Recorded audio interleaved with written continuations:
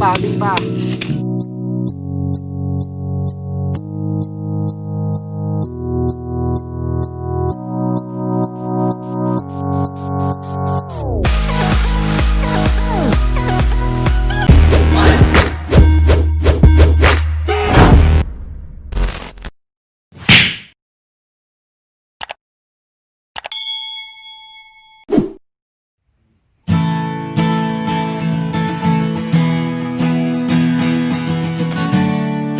เดี๋ยวมาขังหนอง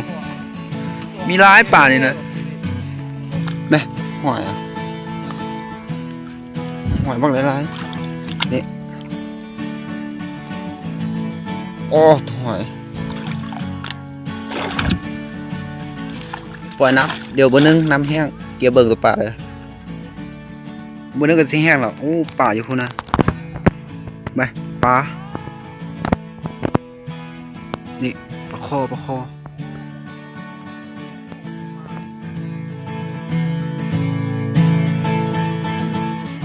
นี่ตัวหอยบอกตุ้ยๆนะตัวเลิกกับบักเยอะๆ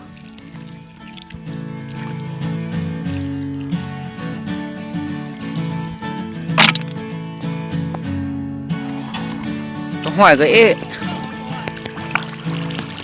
มา โอ้ยออกอยู่แล้ว เด้มาพี่เด้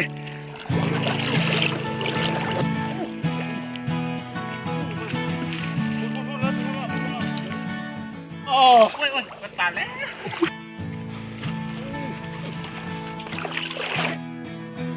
โอ้ตัวเยอะอยู่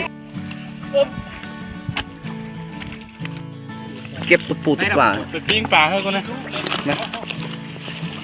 โอ้ยปรากฏปลานิลได้หลายเกือบเต็มคู่แล้ว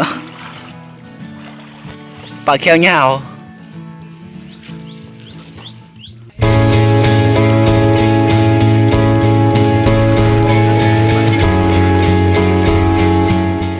ดึงปลา